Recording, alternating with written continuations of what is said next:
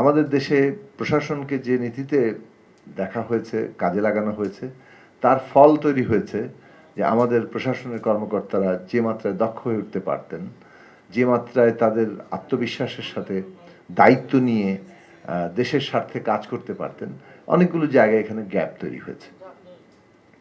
তাদেরকে রাজনৈতিক উদ্দেশ্যে ব্যবহার করা, তাদেরকে নানাভাবে এই যে এনেবল করা, মানে সক্ষম করে তোলার জন্য যে উদ্যোগগুলো দরকার সেইটাতে নাই। পার্শ্ববর্তী দেশ থেকে শুরু করে দুনিয়াব্যাপী, মানে এটাও তো মানুষ তো দক্ষ হয়ে জন্মায় না, তাকে তো সেই জায়গায় যেতে হয়। তো সেই জায়গায় নিয়ে যাওয়ার জন্য যে ব্যবস্থাগুলো, সেখানে খুব বড় আয়োজন নেই। মানে আমি অন্তত 3 মাসের অভিজ্ঞতা থেকে বলতে পারবো যে আয়োজনটুকু আছে, সেই আয়োজন দিয়ে আমাদের প্রশাসনিক কর্মকর্তারা আন্তর্জাতিক পর্যায়ের দক্ষতার জায়গা অর্জন করতে পারবেন কিনা সেটা একটা প্রশ্ন থেকেই যায় সবসময়। অন্য দিক থেকে আরেকটা জিনিস আছে যে তাদের পলিটিক্যাল উইলটা খুব গুরুত্বপূর্ণ, কারণ ওইটাই আমার মনে হয় 1 নম্বর, দেন দক্ষতা আসে। পলিটিক্যাল উইলটা যদি থাকে তাহলে হয়তো এটা ফলো করবে, অর্থাৎ মানে এখন যারা যতটুকু আছেন আন্তরিকতা দেশপ্রেম দিয়ে তারা সেই আত্মবিশ্বাসের সাথে কাজটা করতে পারবেন। যদি কোথাও দক্ষতাজনিত সমস্যা থাকে সেগুলো তৈরি করার ব্যাপারে উদ্যোগ নেওয়া যাবে।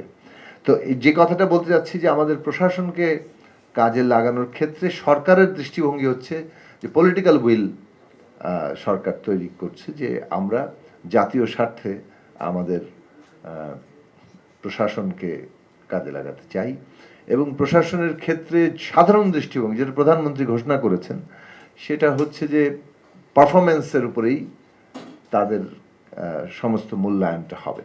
কে কি পারফর্ম করছে সেটার উপরে ভিত্তিতে মূল্যায়ন হবে। পলিটিক্যাল যে বিবেচনা সেগুলোর চাইতে এখানে প্রত্যেকের পারফরমেন্সকেই প্রধান করা হবে।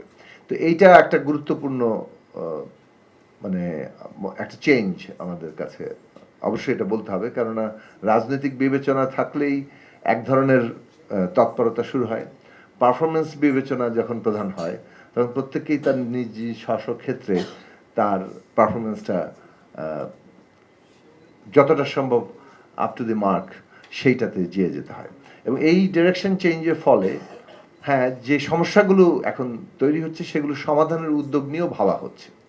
যেমন আমরা একটা প্রসঙ্গে আসতে পারি যে আমি যে মন্ত্রণালয়ে দায়িত্ব দেওয়া হয়েছে অথবা কাজ করছি সেটার সাথে যুক্ত থেকে পরিকল্পনা মন্ত্রণালয় মূলত পাবলিক ইনভেস্টমেন্ট নিয়ে কাজ করে। এখন এই পাবলিক ইনভেস্টমেন্ট